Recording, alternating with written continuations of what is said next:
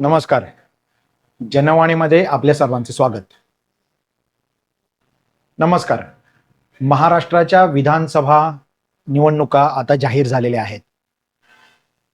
ठाणे जिल्हा हा ठाणे जिल्ह्यातल्या ज्या विधानसभा किंवा ठाणे जिल्हा जो आहे तो सतत महाराष्ट्राच्या राजकारणाचा प्रमुख केंद्रबिंदू बनलेला असतो. याचं कारण म्हणजे महाराष्ट्राचे विद्यमान जे मुख्यमंत्री आहेत एकनाथ शिंदे हे या ठाणे जिल्ह्यातून येतात.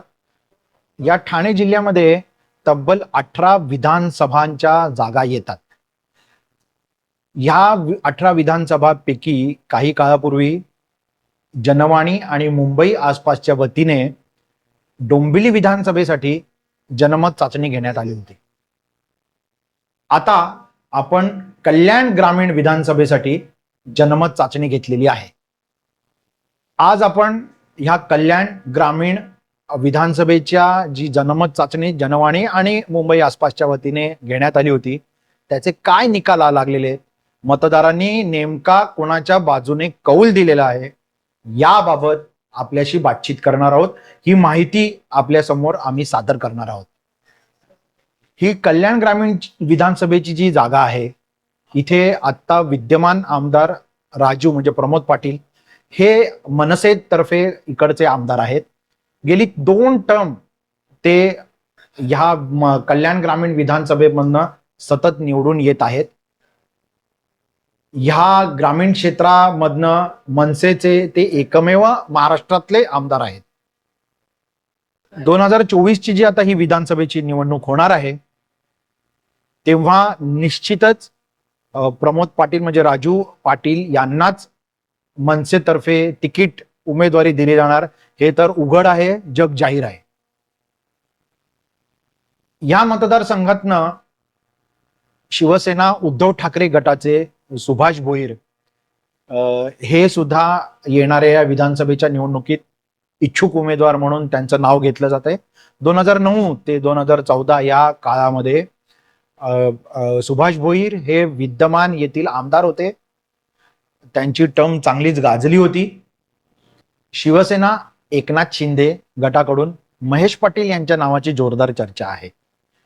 महेश पाटील हे एकनाथ शिंदे गटाच्या कल्याण ग्रामीण विभागाचे प्रमुख आहेत. त्यांना या भागामधून मोठा जनाधार आहे. भाजपचे नंदू परब यांचं सुद्धा कल्याण ग्रामीण विधानसभाच्या इच्छुक उमेदवारांमध्ये नाव घेतलं जातं. कल्याण ग्रामीण विभागामध्ये ज्या काही समस्या लोकांना भेडसावत आहेत, मतदारांची काय मतं आहेत, इच्छुक उमेदवार आहेत त्यांच्यामध्ये नेमकी कशी स्पर्धा आहे या सगळ्याचा आढावा आम्ही या जनमत चाचणीतनं घेतला आहे. या जनमत चाचणीतनं नेमका काय निकाल समोर आलेला आहे तो आता आम्ही तुमच्या समोर सादर करत आहोत. चला तर मग आता जाणून घ्या जनमत चाचणीतनं कल्याण ग्रामीण विधानसभेतल्या मतदारांनी नेमक्या विचारलेल्या प्रश्नांना कोणकोणती उत्तरं दिली, त्यांनी समस्यांबाबत, त्यांना भेडसावणाऱ्या प्रश्नांबाबत किंवा इच्छुक स्थानिक उमेदवारांबाबत त्यांची नेमकी मतं काय त्यांनी मांडली हे आपण एक एक प्रश्न घेऊन त्यांनी त्याच्यात मतदारांनी जो कौल दिलेला आहे याची माहिती आता आम्ही तुम्हाला सादर करत आहोत. पहिला प्रश्न आहे, आपण कुठे राहता? पर्याय दिले होते कल्याण ग्रामीण क्षेत्र अथवा बाहेरील व्यक्ती. 94% लोकांनी असं उत्तर दिलं की ते कल्याण ग्रामीण क्षेत्रामध्ये राहतात. तर केवळ 6% लोकांनी जे याच्यात सहभागी झाले होते ते या क्षेत्राच्या बाहेरील लोक आहेत. या पुढील प्रश्न विचारला होता, आपले वय काय? यासाठी पर्याय देण्यात आले होते. जो वयोगटाचे पर्याय दिले होते ते 18 ते 30, 30 ते 45, 45 ते 60 आणि 60 वर्षावरील ज्येष्ठ नागरिक. 30 ते 45 वयोगटातील 44% लोकांनी या सर्वेमध्ये सहभाग घेतला. तर 18 ते 30 याच्यातले 22% लोकांनी या सर्वेमध्ये सहभाग घेतला होता. 45 ते 60 या वयोगटातील 25% लोकांनी सहभाग घेतला, तर उर्वरित जो 60 वर्षावरील वयोगट आहे, ज्येष्ठ नागरिक आहेत, त्यातील 6% लोकांनी या जनमत चाचणीच्या सर्वेमध्ये सहभाग घेतला होता. पुढील प्रश्न आहे लिंग. पर्याय दिले होते स्त्री अथवा पुरुष. 97% पुरुषांनी या जनमत चाचणीमध्ये सहभाग घेतला आहे, तर महिलांचा सहभाग अत्यंत अल्प आहे, तो फक्त 3% इतकाच आहे. त्याच्या पुढचा प्रश्न विचारला होता की कल्याण ग्रामीण क्षेत्रात जो विकास झाला आहे, ज्या विकासाची कामं झाली आहेत, त्याच्याबद्दल तुम्ही किती समाधानी आहात? पर्याय दिले होते हो, नाही, माहिती नाही.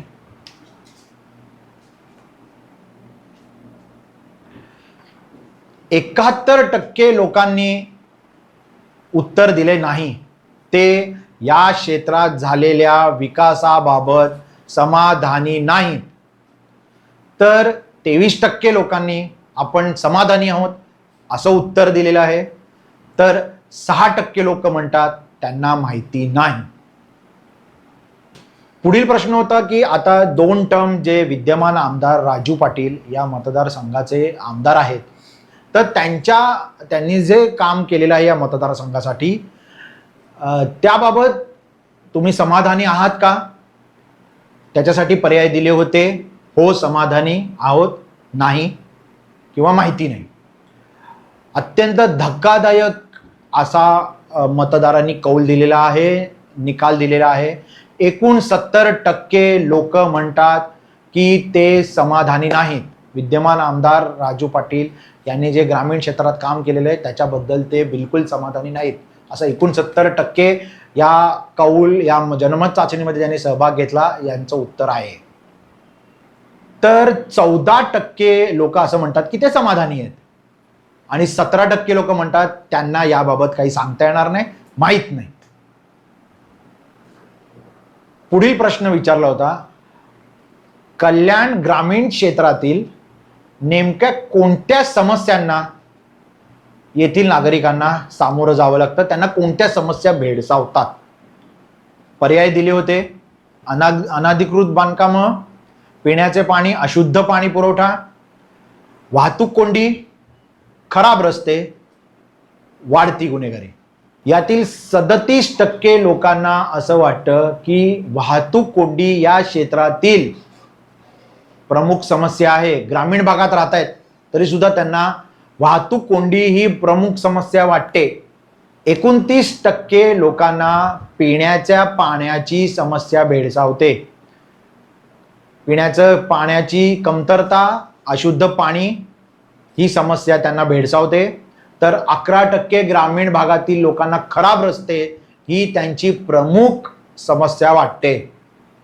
14% लोकांना अनाधिकृत बांधकामं, या क्षेत्रामध्ये आपण सतत बातम्यांमध्ये वाचतो, या क्षेत्रामध्ये मोठ्या प्रमाणावर अनाधिकृत बांधकामं झालेली आहेत, परंतु 14% लोकांनाच या क्षेत्रामध्ये अनाधिकृत बांधकामं ही त्याची समस्या वाटते.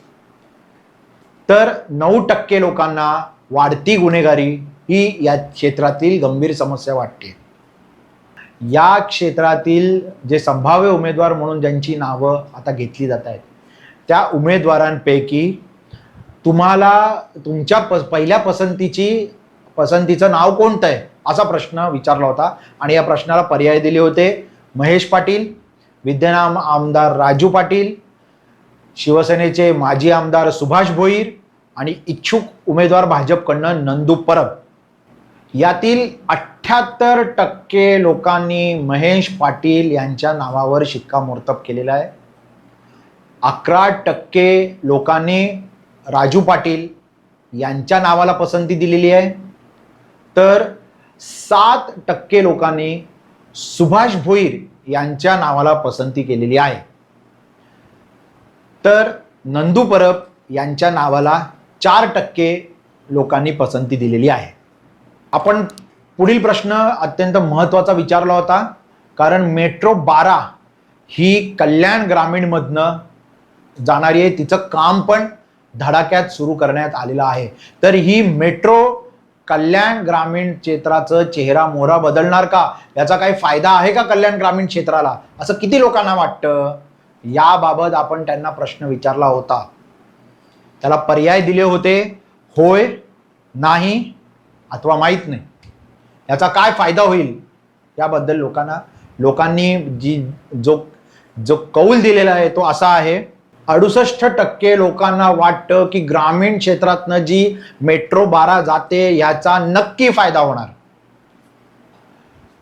तर 18% लोकांना वाटतं या मेट्रोचा काहीही फायदा कल्याण ग्रामीणला होणार नाही.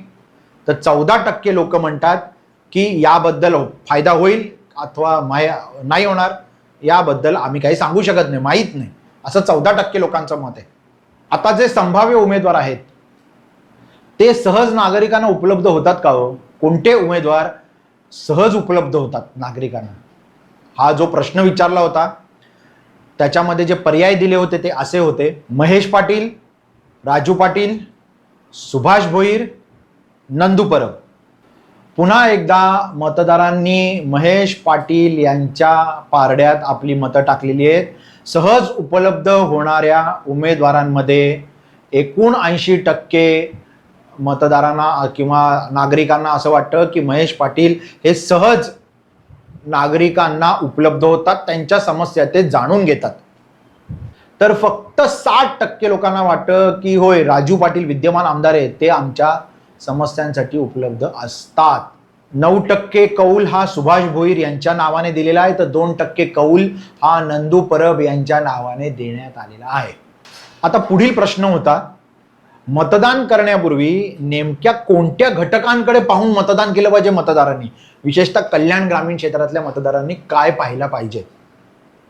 या प्रश्नासाठीचे पर्याय दिले होते: उमेदवारांची कार्यक्षमता, उमेदवारांचा जनसंपर्क, पक्षाचा, ते ज्या ज्या पक्षांमधून निवडणूक लढवणार आहेत त्यांचा अजेंडा काय आहे, विकासाची कामं, सामाजिक न्याय आणि महिलांचा साठी केलेल्या उपाययोजना किंवा महिलांची सुरक्षितता. 34% लोकांना असं वाटतं की विकास कामांच्या ज्या योजना आहेत त्याचा विचार मतदान करण्यापूर्वी करण्यात आला पाहिजे.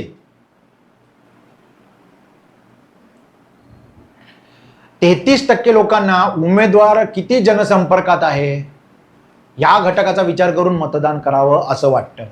21% लोकांना उमेदवाराची कार्यक्षमता किती आहे ते पाहून मतदान करावं असं वाटतं. 11% लोकांना हे उमेदवार महिला सुरक्षिततेसाठी काय काम करणार आहेत हे बघून मतदान करावं असं वाटतं.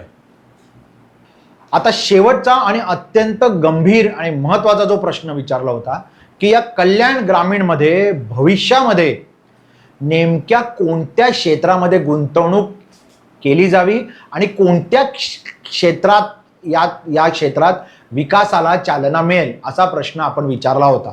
आणि पर्याय दिले होते: माहिती तंत्रज्ञान, उत्पादन, शिक्षण, पर्यटन आणि कृषी.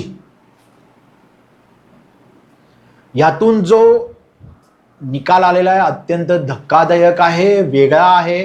कल्याण ग्रामीण मध्ये आणि सर्वच राजकीय पक्षांनी याचा गंभीर विचार करावा असा आहे. हे क्षेत्र ग्रामीण आहे तरी सुद्धा या क्षेत्रातनं 36% लोकांना वाटतं की माहिती तंत्रज्ञान ह्यामध्ये इथे गुंतवणूक केली जावी, या क्षेत्रामध्ये, या ग्रामीण भागामध्ये ह्याविषयी गुंतवणूक करायला हवी.